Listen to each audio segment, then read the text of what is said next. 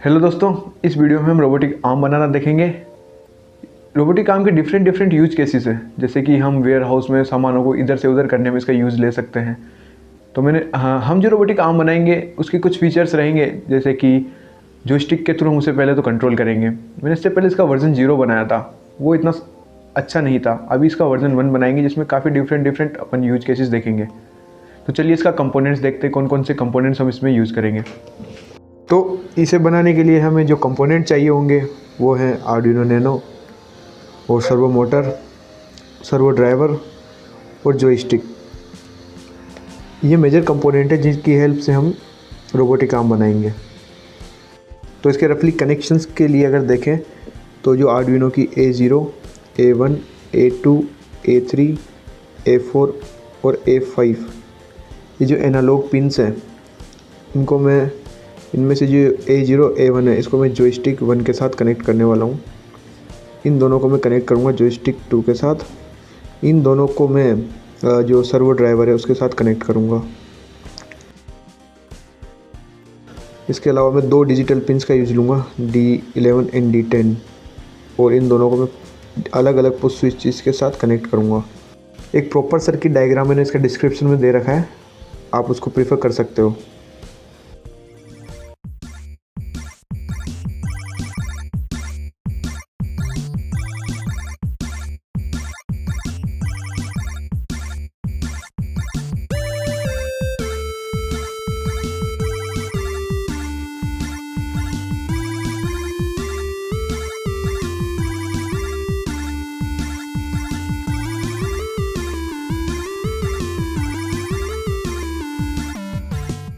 तो इस तरह से फाइनल रोबोटिक आर्म हमारी दिखने वाली है। जो हमने स्ट्रक्चर बनाया इसकी एक खासियत है कि जब भी आप इसको किसी भी पोजीशन पे मूव करोगे, लेकिन जो इसका ग्रिपर है वो हमेशा हॉरिजॉन्टल प्लेन के पैरेलल रहेगा।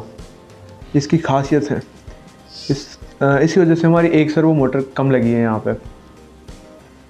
अब हम इसके लिए प्रोग्राम करेंगे, इसमें एल्गोरिथम डालेंगे ताकि इसे कंट्रोलर की हेल्प से चलाया जा सके।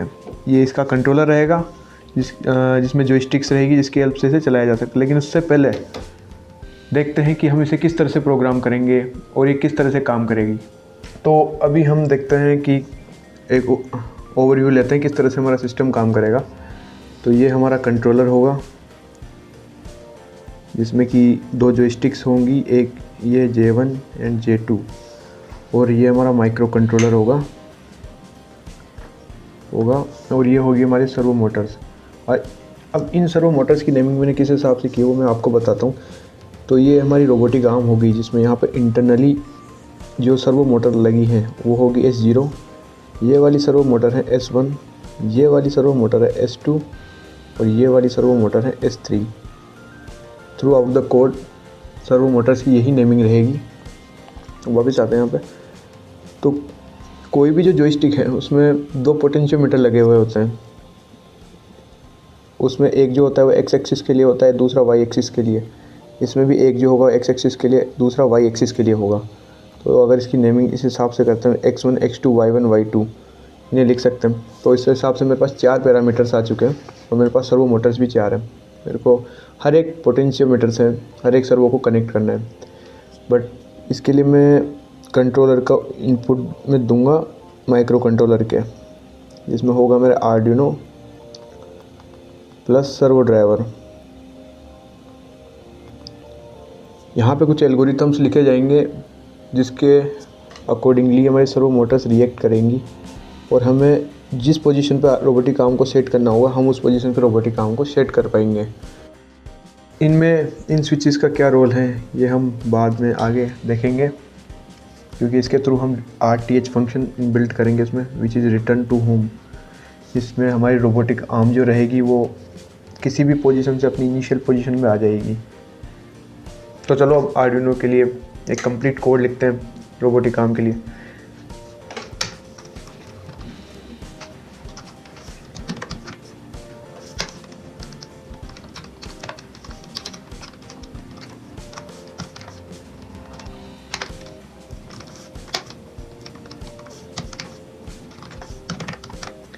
तो ये बिल्कुल बेसिक कोड है जिसमें हम देखेंगे कोई भी एक सिंगल जॉयस्टिक जो कि एक्स वाई डायरेक्शन में मूव करेगी, उसकी हाईएस्ट वैल्यू क्या होगी और लोएस्ट वैल्यू क्या होगी। तो एक बार इसको अपलोड करके देखते हैं, फिर इनपुट और आउटपुट देखते हैं।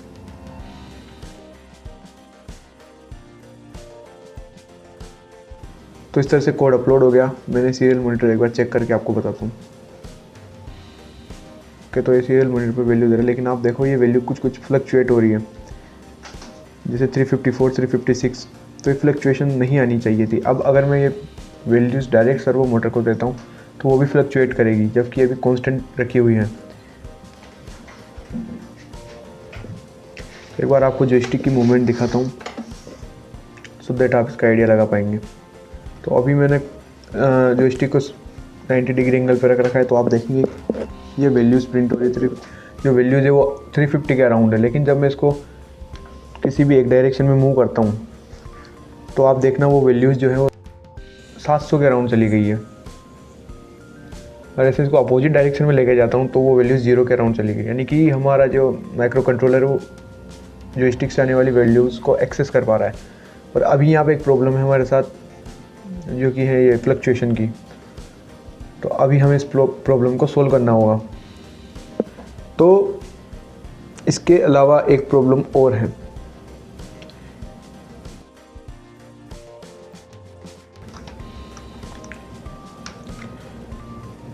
तो एक प्रॉब्लम तो है फ्लक्चुएशन की और एक प्रॉब्लम और है, मैं बताता हूँ आपको।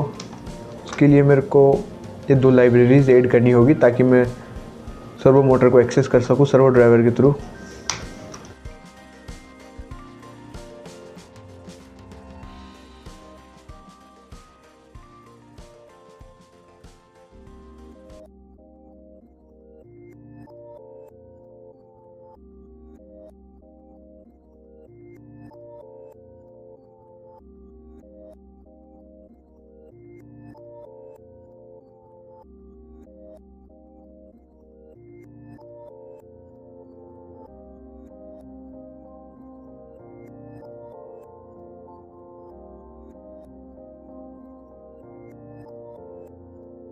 तो इस तरह से मैंने इनपुट लिया।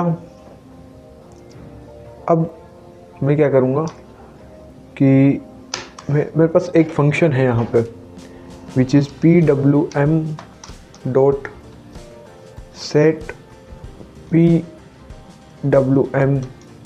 इसमें 3 पैरामीटर मुझे पास करने होंगे। पहला पैरामीटर रहेगा कौन सी पिन नंबर को मैं एक्सेस कर रहा हूँ, 0, इनिशियल वैल्यू 0, और एक पैरामीटर हो गया J0। एक मिनट जस्ट अभी समझते हैं इसको। सो यहाँ पे 1 देन 2 एंड देन 3। एक बार इस कोड को अपलोड करते हैं।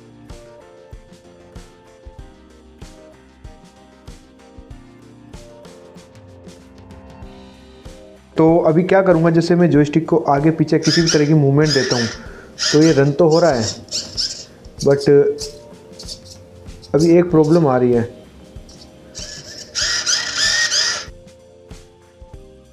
जब भी मैं जॉयस्टिक को छोड़ता हूँ ये वापस से अपनी पोजीशन पे जा रहा है और काफ़ी जर्क कर रहा है ये। तो अभी मैं चाहता हूँ कि जब भी मैं जॉयस्टिक को स्टेबल रखूँ यहाँ पर और छोड़ता हूँ तब ये उसी पोजीशन पे रहे। जैसे जो पहली वाली प्रॉब्लम है उसको कुछ इस तरह से सोल्व किया जा सकता है। आप मान के चलो कि ये जॉयस्टिक है, इसकी ये पोजीशन से अगर मैं इसको एक साइड पे मूव करता हूँ तो ये मिनिमम टू मिनिमम 0 हो सकती है इसकी वैल्यू। स्टैटिक कंडीशन पे इसकी वैल्यू 350 होती है और मैक्स टू मैक्स इसकी वैल्यू 700 हो सकती है। यही इसकी रेंज है। तो असल में ये प्रॉब्लम को हम ऐसे सोल्व कर सकते हैं। अगर किसी भी टाइम पे इसकी वैल्यू लेट की इसकी वैल्यू है 355, तो हम 2 पॉइंटर ले सकते हैं, प्रीवियस एंड न्यू।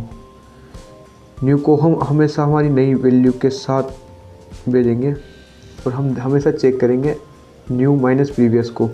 अगर इसका डिफरेंस लेस देन 10 है तब हम रिटर्न करेंगे प्रीवियस विच इज़ 350, और अगर इसका difference n minus piece greater than 10 है तब हम रिटर्न करेंगे n को, एज वेल एज हम उसी समय प्रीवियस को अपडेट भी कर देंगे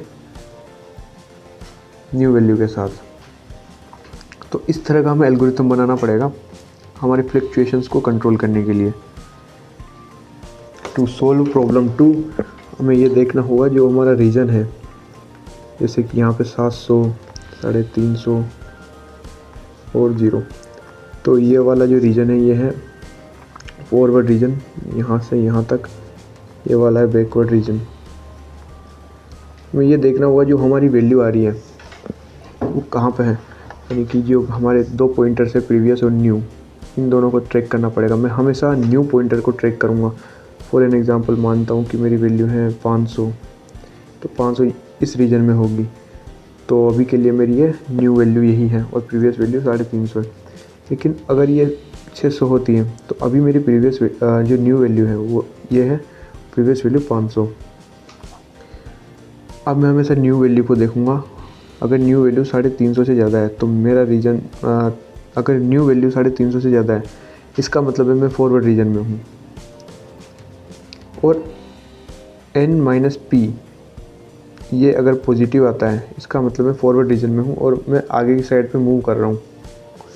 और n-p नेगेटिव आता है इसका मतलब है मैं फॉरवर्ड रीजन में हूँ बट बैक साइड मूव कर रहा हूँ। इसमें से अगर मेरी ये वाला केस रहता है तो ही वो काउंट हो, अगर मेरा केस रहता है ये वाला तब वो काउंट ना हो।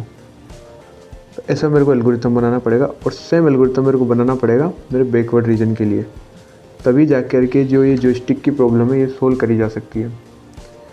अब मैं आपको इसका सॉल्यूशन दिखाता हूँ।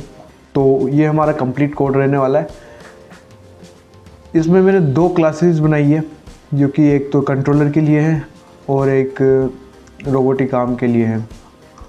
जो क्लास कंट्रोलर के लिए बनाई है उसमें एक फंक्शन बनाया है स्टॉप फ्लक्चुएशन करके।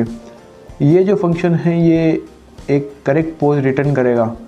ये करेक्ट पोज वही वैल्यू है जो कि हमने जो फ्लक्चुएटेड वैल्यू हमें जॉयस्टिक के थ्रू मिल रही थी उसको करेक्ट करके ये वापस रिटर्न करेगा। इसके बाद ये पोजीशन से पर ये अभी हमें ज़रूरत नहीं है इनकी, तो इनको तो हटा देते हैं अभी के लिए। इसके बाद रोबोटिक आर्म में मैंने मूवमेंट करके एक फंक्शन बनाया है जो कि 2 एड्रेसेस लेगा और एक पिन नंबर लेगा, सर्वो पोज और जॉयस्टिक। इसके लिए कंडीशन लिखी है जैसा कि मैंने आपको भी समझाया वो वाली।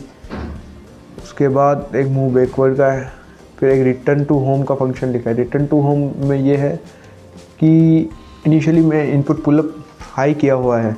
इसका ही मतलब है कि जो भी डिजिटल पिन 11 है वहाँ पे हाँ जो रीडिंग ये पड़ेगा डिजिटल रीड वो 1 होगी, बट जैसे ही कोई उस स्विच को दबाएगा पुश स्विच को तब वहाँ पे जो रीडिंग होगी वो 0 हो जाएगी। तो यहाँ पे RTH 00 का मतलब है किसी अगर कोई स्विच को प्रेस करता है तब क्या होगा, तब यहाँ पे कंडीशन चेक होएगी कि जो सर्वो 0 है, यानी कि जो सर्वो 0 है वो अगर इस रेंज में लाई करती है तब एक वाइल लूप चलेगा जो कि वैल्यूज़ को डिक्रीज़ करते करते तब तक डिक्रीज़ करेगा जब तक कि वो सेंटर वाली रेंज में नहीं आ जाती। सेम यही कंसेप्ट सर्वो 1 के लिए, सर्वो 2 के लिए, सर्वो 3 के लिए लगेगा। एट द एंड जो ये रिटर्न करेगा फंक्शन, इसके थ्रू हमारे जितने भी सर्वो है वो उसकी इनिशियल पोजीशंस पे आ जाएगी और हमारा RTH फंक्शन कंप्लीट हो जाएगा। तो यहाँ पे दोनों जो क्लासेस थी उनके ऑब्जेक्ट बनाए मैंने ताकि मैं उनके जो मेथड्स हैं उनको यूज़ कर सकूं। फिर यहाँ पे कुछ वैल्यूज़ इनिशियलाइज़ किए हैं। जो पिन नंबर 11 है उसको इनिशियली हाई किया है। प्रीवियस वैल्यू लेने के लिए मैंने सेटअप के अंदर ही एनालॉग रीड किया है, क्योंकि यहाँ से मेरे को प्रीवियस मिल जाएगी और जब मैं लूप के अंदर जाके वापस एनालॉग रीड करूँगा तो वो मेरी न्यू वैल्यू होगी और उसका कंपैरिजन हम प्रीवियस के साथ कर सकते हैं। यहीं पे रोबोटिक आर्म को भी इनिशियलाइज़ किया है। तो इस तरह से ये अब मैंने जॉयस्टिक 0, 1, 2, 3 तीनों के लिए चारों के लिए एनालॉग रीड किया है। मैं हर एक की वैल्यूज़ को रीड करूँगा, चारों वैल्यूज़ को रीड करूँगा, फिर उनको करेक्ट करवाऊँगा इस फंक्शन के थ्रू। जब सारी वैल्यूज़ करेक्ट होएगी तब उसको पास करूँगा मूवमेंट फंक्शन को विद इन द क्लास जो रोबोटिक आर्म की है। तो इसमें मैंने 2 एड्रेसेस पास करूँगा और एक इंट वैल्यू पास करूँगा। ऐसा करने से जो भी मैंने पोजीशन पास की है वो जॉयस्टिक की जो भी वैल्यू होगी उसको अप्रोच करेगी वैल्यू और इससे मेरी वैल्यूज़ अपडेट होंगी, इसके थ्रू मेरी वैल्यूज़ प्रिंट होंगी और RTH फंक्शन चेक होगा। इस तरह से कंप्लीट कोड काम करेगा। तो एक बार इस कोड को आर्डिनो में अपलोड करते हैं।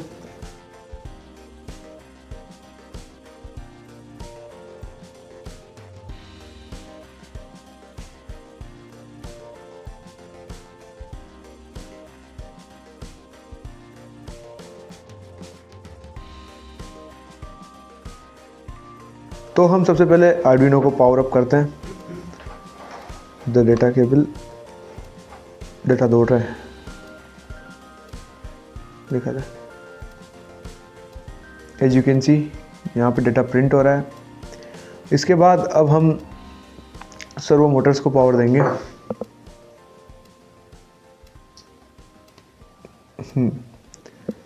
ये हो जाने के बाद हम जो इंक की ये बोतल है इसको यहाँ से उठा के क्रॉस मार्क के ऊपर रखेंगे और फिर रखने के बाद हम मशीन को कमांड देंगे RTH which is return to home, यानी कि जिस इनिशियल पोजीशन पे ये अभी है ये ऑटोमेटिक से खुद से चल के उस पोजीशन पे आ जाएगी।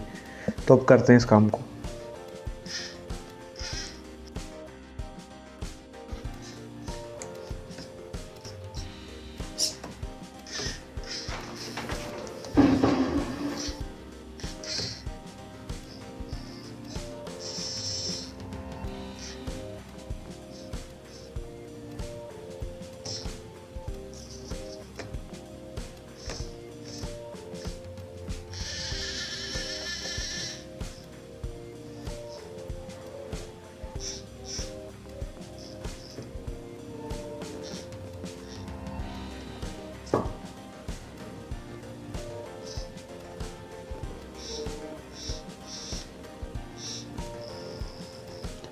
तो अब ये हो जाने के बाद अब हम इसको RTH कमांड देते हैं थ्रू दिस बटन।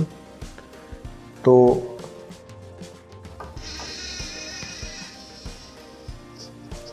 आप देखेंगे जैसे मैंने इस बटन को प्रेस किया उसी इनिशियल पोजीशन पे आ गई। जैसा कि मैंने बताया इसका वर्जन 1 है। आगे आने वाले समय में कई अलग अलग वर्जन भी आएंगे जो कि मार्केट में या इंडस्ट्री में यूज़ होते हैं या फिर यूज़ किए जा सकते हैं। जैसे कि ECG सेंसर के थ्रू इसे बनाया जा सकता है या फिर अल्ट्रासोनिक सेंसर या फिर IR सेंसर की हेल्प से बनाया जा सकता है। जो इनपुट में भी जॉयस्टिक से दे रहा हूँ वो हम चाहे तो ECG सेंसर की हेल्प से भी इसे दे सकते हैं। प्रोजेक्ट के रिगार्डिंग जो भी कोड है या फिर सर की डायग्राम है वो मैंने गिटहब पे अपलोड कर दिए हैं। इसका लिंक आपको डिस्क्रिप्शन में मिल जाएगा। आप चाहो तो इसे सीधा एक्सेस कर सकते हो और आप भी ऐसा प्रोजेक्ट बना सकते हो। प्रोजेक्ट से रिलेटेड जो भी आपके डाउट्स हैं या फिर सजेशन है वो आप कमेंट में दे सकते हो।